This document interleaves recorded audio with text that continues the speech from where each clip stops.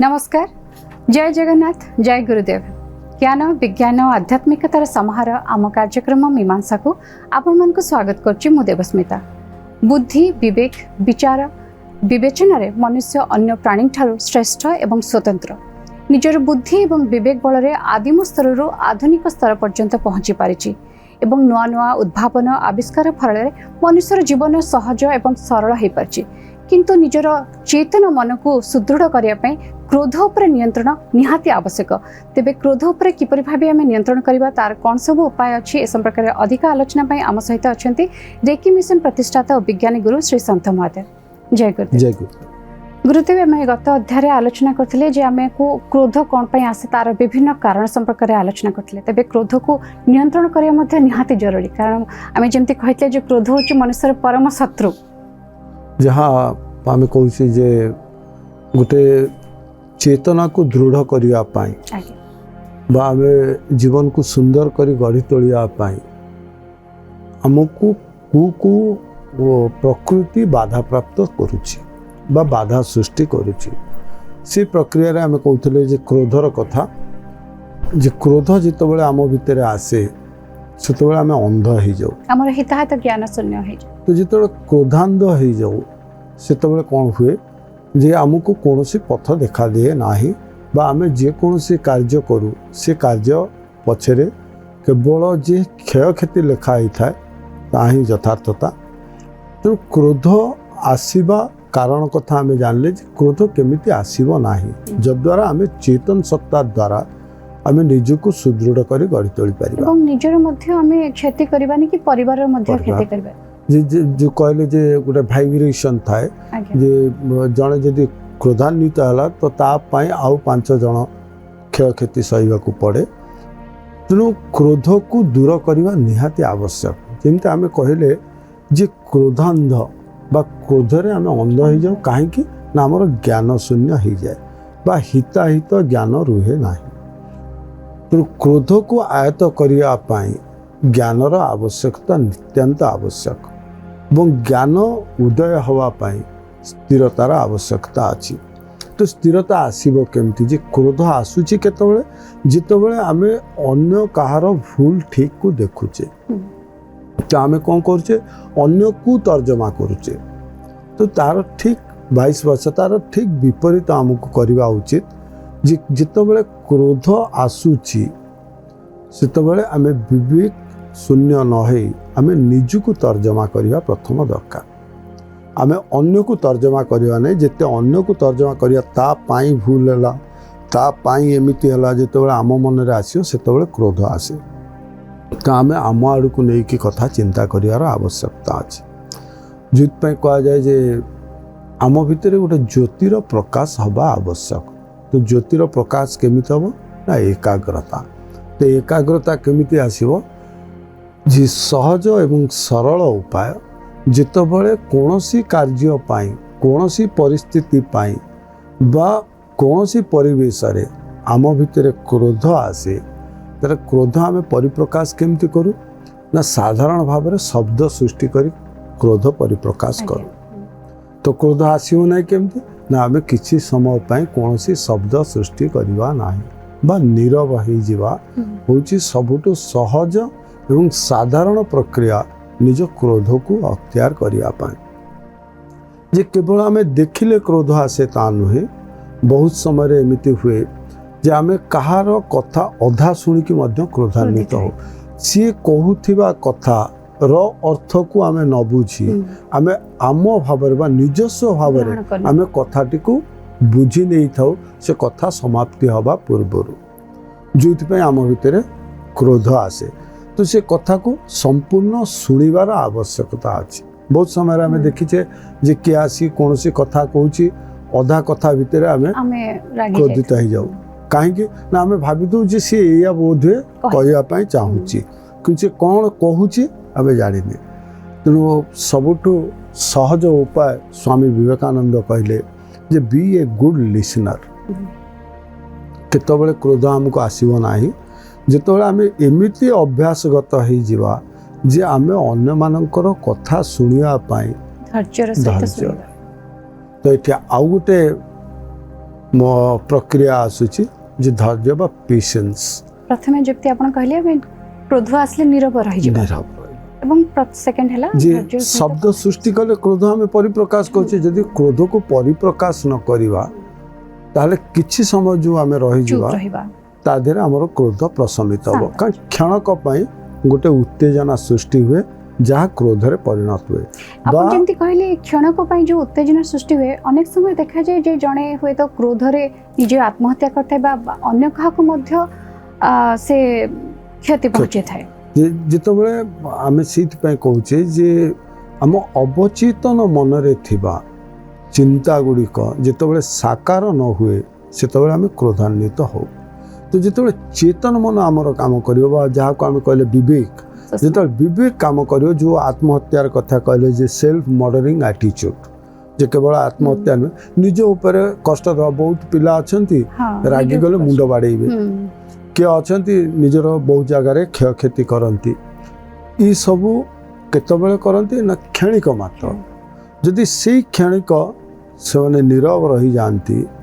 कौनसी क्रिया एवं प्रतिक्रिया शून्य हो जानती ताले ए प्रकार कौनसी कार्य से करिवे नाही तेणु आमे जो कहले पेशेंस धैर्य जे धैर्य आसीबा निहाती दरकार बहुत समय आमे कहू जे तो रागी तेणु धैर्य आसीबो केमती गोटे सरल उपाय जेमती आमे कहूचे जे राग प्रशमित करिया पय कोन करंती बहुत समय सेल्फ मर्डरिंग एटीट्यूड निजे निजको कष्ट दियंती बा निजर क्षति पहुंचाती ता द्वारा कौन हुए राग प्रशमित हुए और बेले बेले राग इति मात्रा रे ही थाए जो से निजको निस्व मध्य करि दै थांती तेणु राग प्रशमित केमती होचे ना निज ऊपर दंड विधान कले निजको कष्ट देले तो से कष्टटा को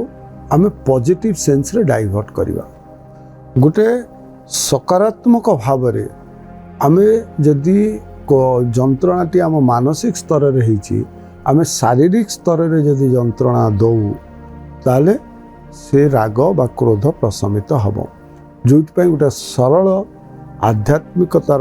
रास्ता जहाँ को आमे कहले जे आदि मुद्रा बा आमे सब बेले उन्मुक्त रखुचे आमर अंगुली गुड़ी को उन्मुक्त रखुचे जदि कौनसी कष्ट केतବେଳେ हुए ना जेतବେଳେ आमे चाप दो बा कौनसी जगार गोटे आघात दो सेतବେଳେ आम राग प्रशमित हुए तो आमे कहा को आघात दबा जे आंगुली गुड़ी को आघात दबा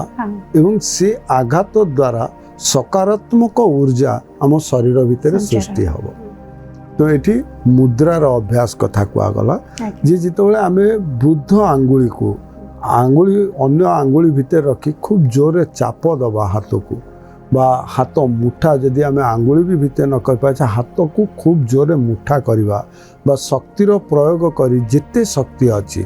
सबु शक्ति प्रयोग करी हाथ को जदि आमे मुठा कर दउचे ताले डाइवर्ट हो जिवो बा रूपांतरित हो जिवो क्रोध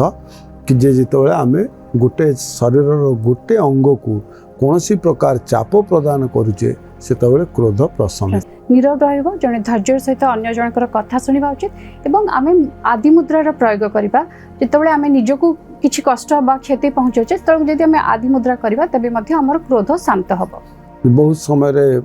आमे अनेक गुडी क्रिया को आपणे थाउ आगे जहा द्वारा जे क्रोध को प्रशमित करिबा क्रोध बाह्य जागतिक पदार्थ बा जहा हम अवचेतन मन रे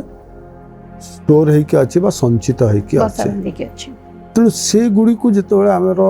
परिप्रकाश करू बा से गुड़ी को चरितार्थ न हुए सेतबेले आम भितर अनेक समय जिते निजे जने अवहेलित मन करे बा निजको उपेक्षित मन करे सेतबेले मध्ये जने क्रोधी हेता नेग्लेक्ट करिवार अर्थ जहाँ आम चर्चा करथिले जे क्रोधर गोटे कारण इट्स हर्ट योर ईगो जी केतबेले ना जितेबेले आमे अपेक्षा रखू जड़े मत से भल पाओ बहुत समय आम देखुचे जे जितेबेले जड़े माता पिता अनेक गुड़िए संतान होती से भितर ये प्रकार क्रोध आसे कंपैरिजन जे गोटे inferiority complexity can create anger जे जितेबेले आम तुलना करूँ एवं तुलनात्मक भाव में आमको न्यून प्रतिपादित होउछि बोली आमे जितेबेले अनुभव करूँ ସେତେବେଳେ ଆମ ଭିତରେ କ୍ରୋଧ ହୁଏ। ତେଣୁ ସେଠି ଆସିଲା କ୍ରୋଧକୁ କେମିତି ପ୍ରଶମିତ କରିବା। ଆଜ୍ଞା ପ୍ରଥମେ ଆମ ମନ ଭିତରେ ଗୋଟେ ଚିନ୍ତାଧାରା ସଞ୍ଚାରିତ କରିବା ଦରକାର ଯେ ମୁଁ ଯେମିତି ସୃଷ୍ଟି ହେଇଛି ସ୍ରଷ୍ଟାଙ୍କର ସର୍ବୋତ୍ତମ ଏବଂ ଶ୍ରେଷ୍ଠ ସୃଷ୍ଟି, ମୋର ତୁଳନା ଅନ୍ୟ ସହିତ ନାହିଁ। ମୁଁ ନିଜ କ୍ଷେତ୍ରରେ ନିଜସ୍ୱ ଶ୍ରେଷ୍ଠତ୍ୱ ପ୍ରତିପାଦିତ କରିବି, ମୋର କାହା ସହିତ ତୁଳନା କରିବାର ନାହିଁ। କାରଣ ଆମେ ଏତେ ଲୋକ ଦେଖୁଛେ ଯଦି ସମସ୍ତଙ୍କ ଭିତରେ ଆମେ ତୁଳନା କରିବୁ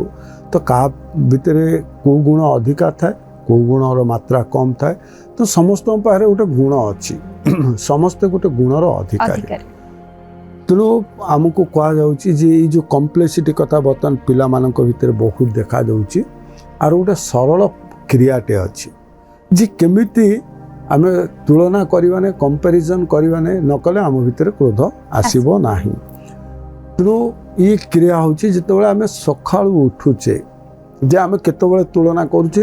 ନା ଯେତେବେଳେ ଆମେ ନିଜକୁ ନିଜେ ଜାଣିପାରୁନେ ଯେ ମୋ ଭିତରେ କ'ଣ ଭଲ ଗୁଣ ଅଛି ମୁଁ ଜାଣିନାହିଁ, କିନ୍ତୁ ଆଉ ଜଣଙ୍କ ପାଖର ଭଲ ଗୁଣକୁ ଦେଖି ମୋ ଭିତରେ ଈର୍ଷା ପରାୟଣତା ସୃଷ୍ଟି ହେଉଛି ବା ମୁଁ ଈର୍ଷା କରୁଛି। କାହିଁକି ଈର୍ଷା କଲି? କାରଣ ମୁଁ ଅନ୍ୟ ଜଣଙ୍କ ପାଖରେ ଭଲ ଗୁଣ ଦେଖିଲି, ନିଜ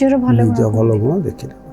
ତ ସବୁଦିନ ସକାଳୁ ଯେଉଁ ପିଲାମାନଙ୍କ ଭିତରେ ଏଇଟା ଅଭ୍ୟାସ କରାଇବା ଦରକାର। ସକାଳେ ଯେତେବେଳେ ଉଠୁଛନ୍ତି ସେମାନଙ୍କୁ କହିବା ଦରକାର ଯେ ନିଜ ଭିତରେ ଥିବା 10ଟି ଭଲ ଗୁଣ ଏବଂ 10ଟି ଖରାପ ଗୁଣକୁ ଲେଖିବେ ଏବଂ ପ୍ରଥମେ 10ଟି ଭଲ ଗୁଣ କଥା ଲେଖିବା ପାଇଁ କହିବେ। ଦେଖିବେ ଯେ ପ୍ରାଥମିକ ସ୍ତରରେ ସମସ୍ତେ 10ଟି ଖରାପ ଗୁଣକୁ ଲେଖିବା ପାଇଁ ସକ୍ଷମ ହେବେ, କିନ୍ତୁ ନିଜ ଭିତରେ ଥିବା 10ଟି ଭଲ ଗୁଣ ଲେଖିପାରିବେ ନାହିଁ। କେବଳ ପିଲାଙ୍କର କଥା ନୁହେଁ, ଯେକୌଣସି ବୟସର ଲୋକ ଯଦି ତାଙ୍କୁ କୁହାଯାଏ 10ଟି ଭଲ ଗୁଣ ଲେଖିବା ପାଇଁ 10ଟି ଭଲ ଗୁଣ ଲେଖିପାରିବେ ନାହିଁ। କାହିଁକି ନା ସେମାନେ ସେତିକି ସେଲ୍ଫ କନସିୟସ୍ ନୁହନ୍ତି। ଆମ ଭିତରେ କ୍ରୋଧ କାହିଁକି ଆସୁଛି ନା ଆମେ ସେଲ୍ଫ କନସିୟସ୍ ନୁହନ୍ତି, ଆମେ ସେଲ୍ଫ ଆନାଲାଇଜ୍ କରିବା ପାଇଁ କେବେ ଚେଷ୍ଟା କରିନି। ସେଥିପାଇଁ ଆମେ କ୍ରୋଧାନ୍ୱିତ ହଉ ବା ଈର୍ଷାରୁ କ୍ରୋଧ ଜାତ ହୁଏ। ଆମେ ଈର୍ଷା କରୁ ଯେତେବେଳେ ଆମ ଭିତରେ କ୍ରୋଧ ଆସେ ବା କମ୍ପାରିଜନ୍ର କଥା। ତେଣୁ ଯେଉଁଠି କମ୍ପ୍ଲେକ୍ସିଟି ଫିଲିଙ୍ଗସର କଥା ଆସୁଛି, କେବଳ ଯେ ସିବଲିଙ୍ଗର କଥା ନୁହେଁ, ଭାଇ ଭଉଣୀମାନଙ୍କର ଭିତର କଥା ନୁହେଁ, ସାଙ୍ଗସାଥିମାନଙ୍କ ଭିତରେ ମଧ୍ୟ ଆସେ, ପଡ଼ୋଶୀ ଭିତରେ ମଧ୍ୟ ଆସେ। ତେଣୁ ଏଇ ଯେଉଁ ଈର୍ଷାରୁ କ୍ରୋଧ ଯେଉଁଟାକୁ ଆମେ ଜାଣିପାରୁନେ ଅବଚେତନ ମନରେ ରୁହେ ଏବଂ ଆମର ବହୁତ କ୍ଷତି ପହଞ୍ଚାଏ। କାରଣ ଆମେ ସରଳ ଭାଷାରେ କହୁ ଯେ ଚିନ୍ତା ଖାଏ ଗଣ୍ଡି। ଯେତେବେଳେ ଅବଚେତନ ମନରେ କୌଣସି କଥା ରହିଯାଏ ସେ ଆମ ଚିନ୍ତାରେ ଘୋଳି ମିଶିଯାଏ ଏବଂ ଆମେ ସବୁବେଳେ ସେଇ କଥାକୁ ହିଁ ଚିନ୍ତା କରୁ ଏବଂ ଆମର ସ୍ୱାସ୍ଥ୍ୟରେ ଅବନତି ମଧ୍ୟ ଘଟିଥାଏ, କେବଳ ଈର୍ଷା ପରାୟଣତା ପାଇଁ ସୃଷ୍ଟି ହେଉଥିବା କ୍ରୋଧ, ଯାହାକୁ ଆମେ ପ୍ରକାଶ କରିପାରୁନେ, କିନ୍ତୁ ଭିତରେ ଭିତରେ ଆମେ ତାକୁ ସବୁବେଳେ ଜପମାଳି ଭଳିଆ ତାକୁ ସବୁବେଳେ ଜପ କରି ଚାଲିଥାଉ। ତାର କୁପ୍ରଭାବ ଆମ ଉପରେ ପଡ଼େ। ପ୍ରଥମ ହେଉଛି ଯେ ସେଲ୍ଫ ଆନାଲାଇଜ୍, ଯେ କ୍ରୋଧ କେତେବେଳେ ଆସିବ ନାହିଁ ନା ନିଜେ ନିଜକୁ ଜାଣିବା ପାଇଁ ସବୁବେଳେ ଚେଷ୍ଟିତ ହେବା ଉଚିତ। ଏବଂ ଯେଉଁଥିପାଇଁ କହିଲି ଯେ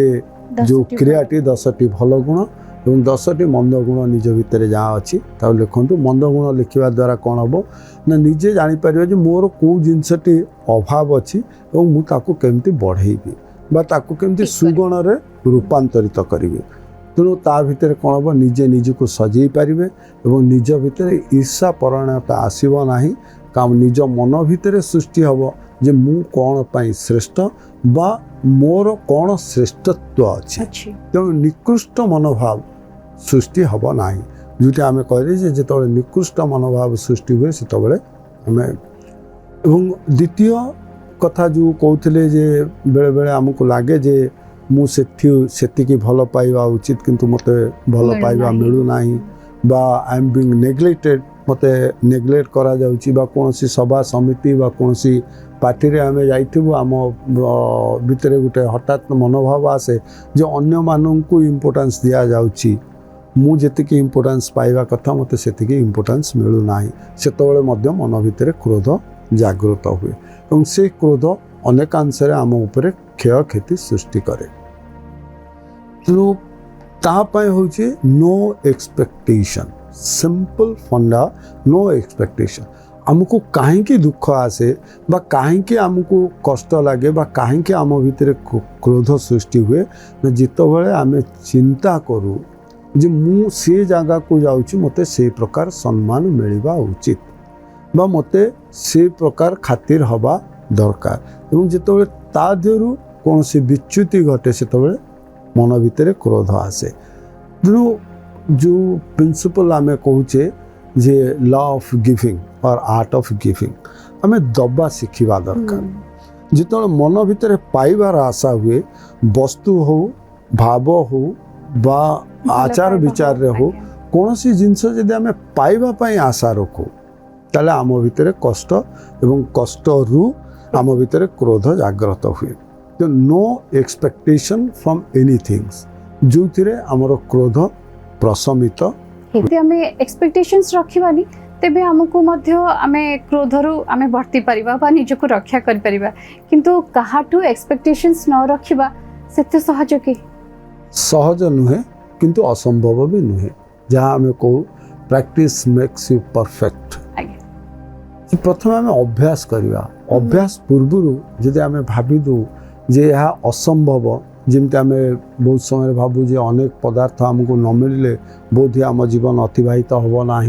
खाद्य बिना आम बंची पारिबा ना किंतु परिस्थिति परिवेश एमती आसे जमती आम देखुचे नौक दुर्भिक्षर समय बन्या प्रपीड़ित अंचल कथा विभिन्न प्राकृतिक विपर्यय समय कथा लोक बिना खाद्य भी अनेक दिन बंची पाचे कहीं परिस्थितिर चापर कि जदि आम अभ्यास करूँ से तो करूँ कि आम मन भितर प्रथम बसी जाए ये मो द्वारा हम ना कहीं ना आम निजको आकलन केबे करने चेष्टा करें जे मु कौन करी आम केबे चिंता करें आम सबु बेले आमर मन थाए अन्य माने कौन करें अन्य माने मो पाई कौन करें बा अन्य मानकटू मु कौन आशा रखुची मु कौन करी मु कौन दे पारिबी जो मु कहे जे आर्ट ऑफ गिविंग जे एटा निहाती शिखिबा दरकार मु जहाँ अभ्यास कले गोटे दिन परिवर्तन हो जीवन ही प्रकृति तो जो मैंने कल्पना बेले आसी से मन भितर गोटे कल्पना से गोटे कहानीटे तैयारी कर सारी था कल्पना राज्य रे थांती तो जो कल्पना रे तैयारी होइतिबा कहानी रे कौनसी प्रकार व्यतिक्रम सृष्टि हुए से क्रोध हुए से माने क्षणकोपी बा क्रोधी हो जाती एवं क्रोध कौनसी समय रे शरीर भितर थिबा पदार्थ सहित जड़ित नुहे यह बाह्य जागतिक एवं बाह्य जागतिक पदार्थ सहित जड़ित जमी कहले अन्य जड़े करें अन्य जन को व्यवहार रे मु संतुष्ट नुहे अन्य जन जहाँ आशा करुली ता पाइली ना गोटे पदार्थ मोर आवश्यक थिला मते मिलला ना यू क्रोध करुच्ची तो ये सब बाह्य जागतिक कि शरीर भीतर नुहे तो जो मु बाह्य जागतिक संपर्क छिन्न करदेवी एवं अंतर्दृष्टि रे शरीर भितर प्रवेश करबा मु निजे निजको अनुध्यान करी निजे निजको पढ़ापी चेष्टा करी से क्रोध रहिबो ना तो कहीं क्षणकोपी नुहंती कोप सब बेले जमती आम कहू जे शरीर रे कोप है साधारण कथा जिते कौन प्रकार घा घाउड़ सृष्टि हुए से तार कोप हुए शरीर के कोप करे जदि बेसी राग होची तबे गोटे ग्लास पानी दियंती जे पी देले टिके राग शांत हबो जोथि पे कहा जाउची जे जो पानी पीबार कथा जहाँ विवेकानंद कथा जे आम गोटे पद सुनाबा किछि समय आमको नीरव रहा पड़ो जे चेतनाटा अवचेतन उपरे प्रभाव विस्तार करिया पाई बा आमर विवेक काम करने आम कहू जे क्रोधरे से विवेक शून्य हो गला तो आमर कौन हुए विवेक काम करे ना विवेक कहीं काम करे ना जिते रक्तचाप वृद्धि हुए से शरीर में रासायनिक प्रक्रिया रे परिवर्तन हुए तो जिते आम स्थिर हो जाऊ कि समय से पुणी रासायनिक प्रक्रिया संतुलित हो जाए एवं आम विवेक आधीन हो जाऊ का मनुष्य को भगवान गोटे वरदान हूँ चेतन सत्ता बा चेतन शक्ति दवा तो से चेतन शक्ति कॉन्शसनेस जिते काम न करे से आम भूल भाल कर कौन जिनस विपद पड़े कहते टिके स्थिर हो बसी जा तापर चिंता करे जे स्थिर हो बसवा द्वारा कौन हुए ना आमर चेतन सत्ता काम करे आमर कॉन्शस माइंड काम करे से सब निजको अनुध्यान करवा दरकार तो आम साधारण भाव में जो क्रोधित हो जाऊ आम अन्य को तार क्रोधर जे कारण सी बोली आम सब प्रतिपादित करने चाहूँ to show our fingers to others आम कौन करूँ सब आंगुली अन्य को निर्देश करूँ ये कम कहीं है तापाई है नहीं विरक्त सी समय कहते आसला नहीं सी दायी से तो घटना को आम बुझापी के चेष्टा करूने से क्रोध आसे तो केवल जे गुड लिसनर हेले हम ना आमको तर्जमा कर गुड एनालाइजर हवा दरकार आम गोटे घटना को तर्जमा करवा दरकार जे कहीं से बोलेला जे आम कौ क्रोध कले कम सुरुखुरे हो सठिक नुहे तो क्रोध को आयत्त करने आहुरी सरल उपाय करदे मनस्तत्व विज्ञानी माने कौन कहले जे क्रोध केतबेले प्रशमित हम ना आम गोटे चिराचरित पथर काउंटिंग शिखीचे 1 to 100 एक रु 100 जाए आम गणवा बड़ सहज हो कहले ना जे मन उपर जदि चाप पकाए जे आम पुणी कौन कले जे डाइवर्सिफिकेशन ऑफ वर्क गोटे कम मस्तिष्क लगी मस्तिष्क को आउ गोटे कम लगेगा आम 1 रु 100 जाए गणवाटा मेकानिजम गोटा यांत्रिक कहीं बहु बार आम अभ्यास करचे तेणु मस्तिष्क उपर बा चेतन सत्ता उपर कौन प्रकार तार चाप रहा कि जो आम उल्टा गणवा से कौन कर ना आमर मस्तिष्क एकाग्रता हवा पड़ो कारण यह आमर अभ्यासगत नुहे तेणु कहते काउंट रिवर्स जोटा मनस्तत्व विज्ञानी मैंने कहले जे पछुआ आम गणवा आरंभ करवा पछुआ गणवा द्वारा दीटी जिनस हुए जे आमर जो मस्तिष्क रही जो आमर क्रोध उद्रेक होची मस्तिष्क डाइवर्ट हो गला आमर जो थॉट पैटर्न आम चिंतारू ही क्रोध सृष्टि होची जो आम चिंता करुचे चिंताटा को आम रूपांतरित करदे ता द्वारा कौन है जे आम चापग्रस्त होकर रहिले आमर लक्ष्य कौटी रहा ना गणवे तो डाइवर्सिफिकेशन जहाँ को मनस्तत्व विज्ञानी कहले जो क्रोध आसो रिवर्स काउंट करने आउ गोटे करा जाए जे किछि पेपर अछि ताको निजे निजे चिरिकी ताको छोट छोट करा जाए क्रोध को शांत करिया जोटा कहले जे जितबेले हमको कोटे हार्म करिवार एटीट्यूड आसे जोटा हमें कथा होतले जे निजर क्षति करबा बा अन्यर क्षति करबा जोथि पाई